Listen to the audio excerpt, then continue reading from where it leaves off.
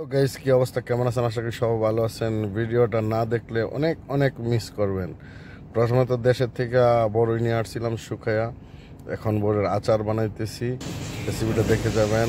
তেজপাতা দিয়ে দিলাম আপনার ওইখানে এই তেজপাতা দিয়ে দিলাম। দেওয়ার পরে দিলাম হলো আপনার খালকুটা দেওয়ার পরে এটাকে তোরা জাল দিলাম। জাল দেওয়ার পরে আপনার অল্প পরিমাণ চিনি দিয়ে দিলাম, অল্প পরিমাণ লবণ দিয়ে দিলাম। দেওয়ার পরে দেখেন এটা মিশে আপনার গরম হইতেছে। যখন উতলানি উঠবে তখন আপনার দিয়ে দিবেন, বড়িগুলো দিয়ে দিবেন। বড়িটি দেওয়ার দেখেন আমি সবগুলো বড়ি দিয়ে দিচ্ছি। এখন আমি পুরোপুরি জাল দিতে থাকবো। জাল দেওয়ার সময় শেষ হয়ে গেলে আবার আপনার এটাকে একটু ঢাকনা দিয়ে ডাইকে দিতে হবে।